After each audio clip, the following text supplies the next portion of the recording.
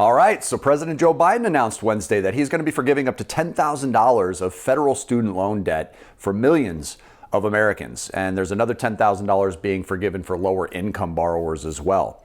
He also announced that the moratorium on monthly payments for federal student loans would also be extended, and that provides, of course, much anticipated relief just weeks before the midterm elections.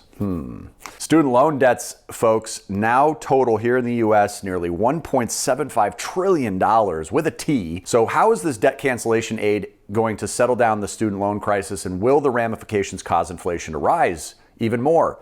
I want you to stick around because we're going to dive into everything you need to know on today's episode. So the president took to Twitter. He announces this plan. It's going to allow borrowers that are earning less than $125,000 a year, or couples earning less than $250,000 per year, to qualify for as much as $10,000 in student loan forgiveness. Pell Grant recipients would also be eligible for an additional $10,000 in forgiveness. Pell Grants are issued to students with the greatest financial need. So that additional $10,000 in student loan forgiveness is going to those who need it the most. Now, Biden also announced that student loan payments would be capped to 5% of the monthly income, which he believes will give much added relief to those who have been plagued with large student loan payments through much of their adulthood. And payments on student loans will also be deferred until the end of this year, 2022. But the Department of Education has said that this will be the last time that this pause is extended. So don't expect to see that deferment period continue into 2023. The student loan debt freeze began with the Trump administration, of course, during the early days of the pandemic. But since Biden has taken office, student loan payments have been suspended a total of 4 times now. 0% interest rates, and the pause has saved federal student loan borrowers more than $1.5 billion, according to a report done in April by Financial Health Network. The decision here to forgive student loan follows months of debate within the White House about whether it is feasible and exactly how expensive it would be. And if you remember, Joe Biden made forgiveness of student loans one of his major priorities during the presidential campaign. And Democrats have been pushing the administration now to deliver on those promises ever since. Republicans believe that Biden does not have the authority to cancel debt, and that his plan is sure to face a slew of legal challenges. A Penn Wharton budget model analyst concluded that canceling $10,000 of student loan debt for people making as much as $125,000 would cost almost $300 billion in the first year. The analysis also found that over 2/3 of the debt forgiveness would help the top 60% of earners in America.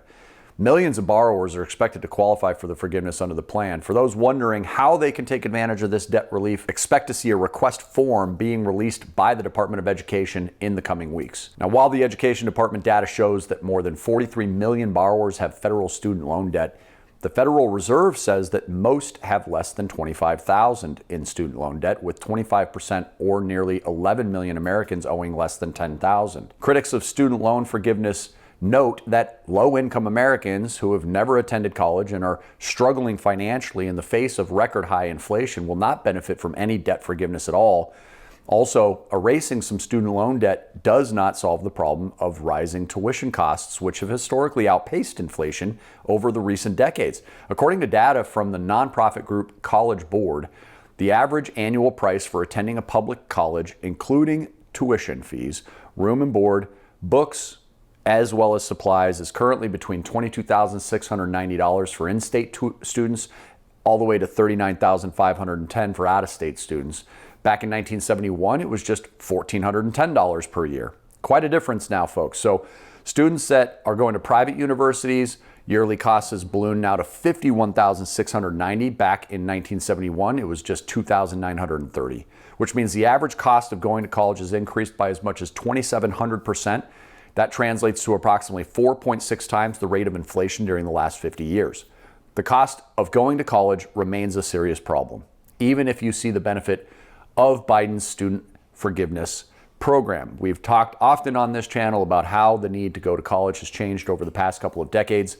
For some careers, there's no alternative. College is the only course. But for many careers, especially the newer ones, more modern careers, on the tech side of things, college is no longer a requirement.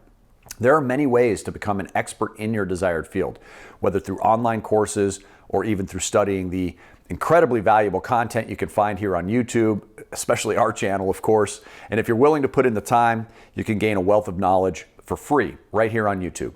Now, I predict that we're going to see more and more individuals choosing an alternative route. They're going to skip college and thus massive amounts of student loan debt for a more flexible career. But for those who are still saddled with student loan debt, in the meantime, be sure to take a look at some of the debt payoff strategies that we featured here on the channel. Check out the description below for those videos, or click the link at the top of the screen. Even with payments being frozen, guys, for the remainder of the year, it's crucial to begin making your financial plan as soon as you possibly can so you can set yourself up to tackle those things that are really holding you back the most. Let's face it, we can all agree debt sucks.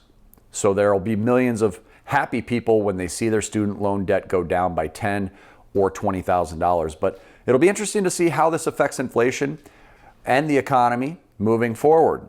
Taxpayers are going to be responsible for this, everybody. And many economists are already chirping about how this will affect us. With the Committee for a Responsible Federal Budget showing that canceling student loan debts would undermine really the Inflation Reduction Act. It's sort of countering it. This is because the extended freeze and the debt cancellation will be costing roughly $250 billion, which equates to consuming nearly 10 years of deficit reduction from the Inflation Reduction Act. Analysts predict that the extended freeze and student loan forgiveness could add up to 35 basis points to the personal consumption expenditure, or PCE, inflation rate, which would mean that this move by Biden alone could boost inflation by 0.35%. But inflation worries are not the only thing that is worrying critics of this plan. Andrew Lotz, Director of Federal Policy at the National Taxpayers Union, sees that this is a transfer of wealth from society at large to people who borrowed to go to college. He published an estimate on Tuesday that found that Biden's plan could cost the average taxpayer more than $2,000. So what do you think about Biden's announcement to cancel $10,000 to $20,000 in student loan debt for those making under $125,000 a year? Will you have some of your student loan debt forgiven?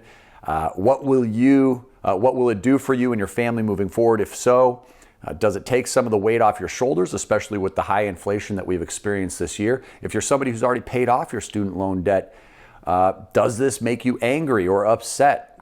Share your thoughts below. Finally, what impact do you think that this is going to end up having on inflation? Make sure you let us know in the comments. Be sure to like and share this video if you found it to be helpful. Until we see you on the next video, make it a great day today and keep on cash flowing.